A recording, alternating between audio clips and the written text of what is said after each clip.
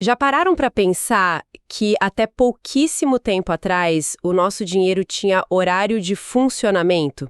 Tipo uma repartição pública mesmo. É verdade. Se a gente precisasse pagar alguém numa sexta-feira, sei lá, 8 da noite, paciência, só na segunda-feira. E se o dinheiro pudesse fluir tão livremente quanto uma conversa, a qualquer hora, qualquer dia? Olha, é uma ótima imagem. Porque era exatamente isso, o dinheiro ficava preso. Preso? Preso num sistema com regras, com horários e, principalmente, com custos que limitavam muito a movimentação dele. O que a gente vai analisar hoje são as fontes que descrevem a arquitetura por trás de uma mudança... Uma revolução, né? Basicamente.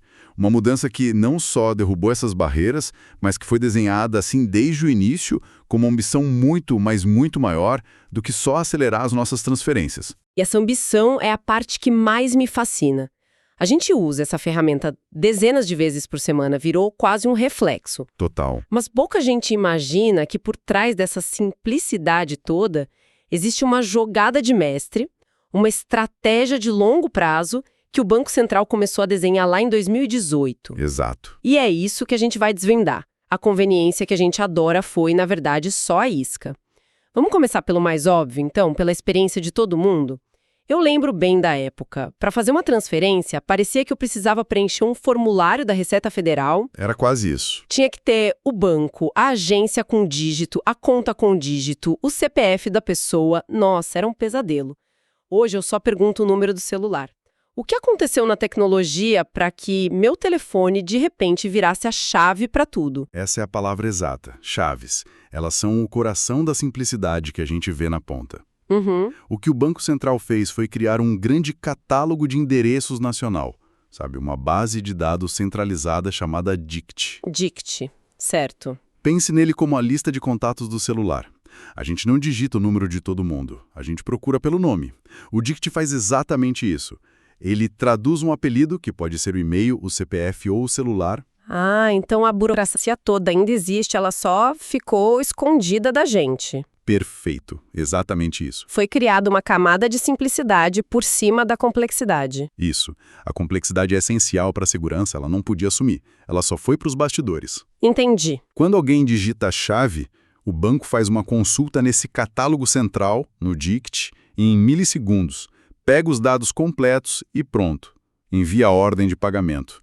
A mágica é que essa tradução é instantânea e invisível. E essa simplicidade destravou tudo, né? É gratuito para pessoa física, disponível 24 horas por dia. Mas tem um termo que as fontes usam que eu queria entender melhor. A transação é liquidada em segundos. O que isso significa na prática? É diferente de passar um cartão de crédito, por exemplo? Muito diferente. E essa é talvez a maior revolução silenciosa do sistema. É mesmo? Sim.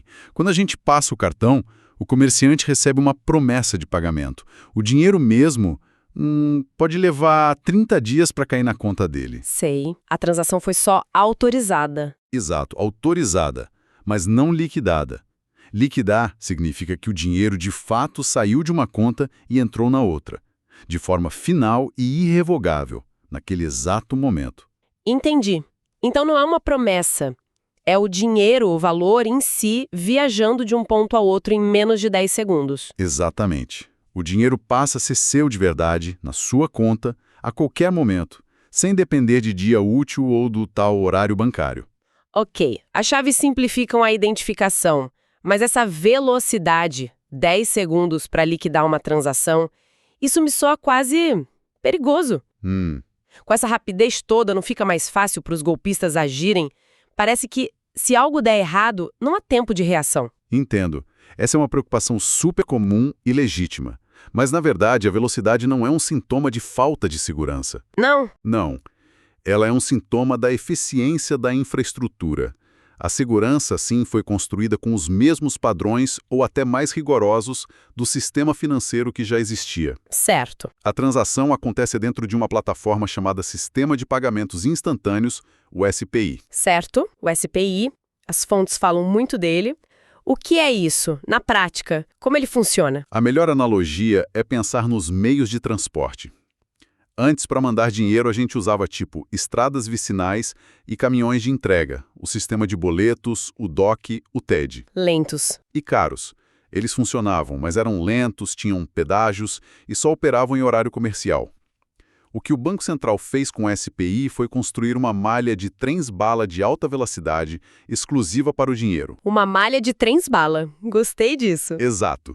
E essa malha opera 24/7. Os protocolos de segurança são os mesmos do sistema financeiro tradicional. Criptografia, autenticação. Múltiplas camadas de autenticação, criptografia de ponta a ponta, motores de análise de fraude que rodam em tempo real. O que mudou não foi a segurança, foram os trilhos. Ah, tá. Os trilhos ficaram absurdamente mais rápidos e diretos. A tecnologia permitiu que a velocidade e a segurança andassem juntas, em vez de uma comprometer a outra. Isso me leva a outro ponto. O Banco Central, então, não foi só o prefeito que criou as leis de trânsito. Ele foi o engenheiro que construiu e hoje opera a estação central, de onde partem todos esses trens. Isso é comum? Não só não é comum, como essa é a grande sacada estratégica da infraestrutura. Em muitos lugares, o sistema é operado por um consórcio de bancos privados.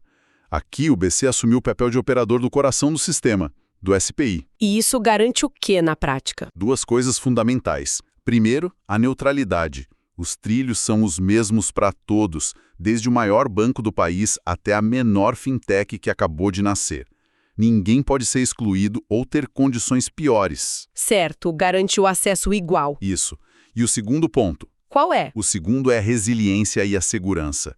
Como o operador é o próprio regulador, ele tem uma visão completa do sistema.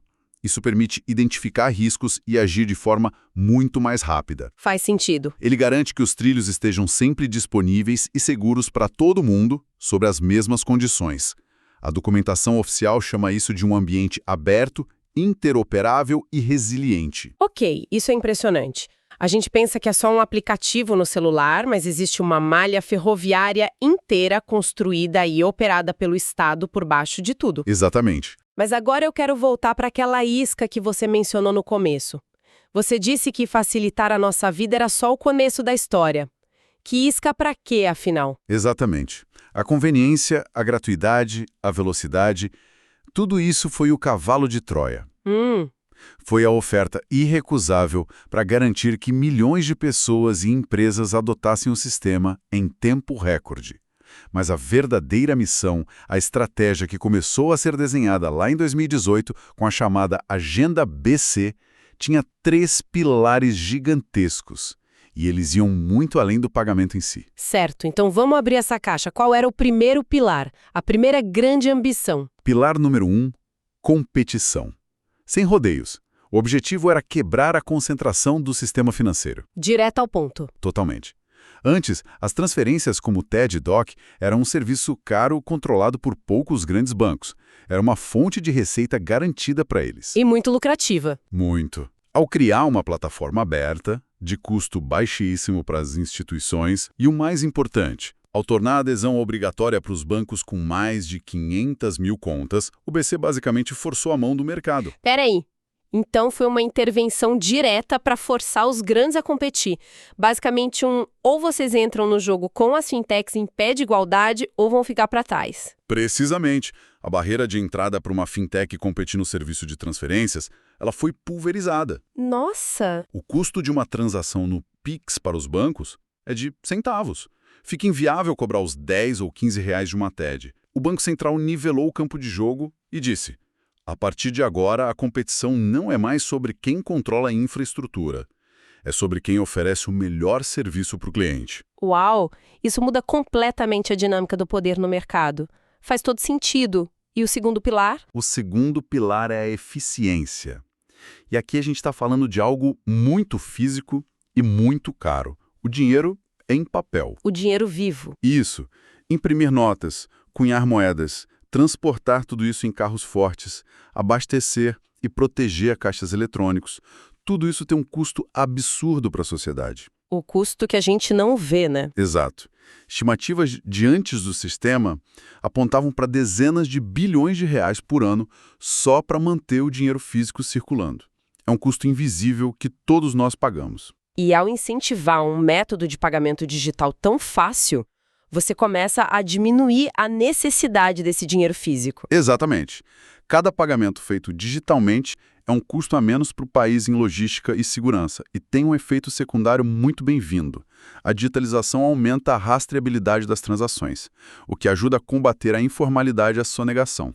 O rastro digital é muito mais claro. Entendi a parte da eficiência, mas isso não preocupa uma parte da população que ainda depende muito do dinheiro vivo e que, francamente, tem muita desconfiança do mundo digital.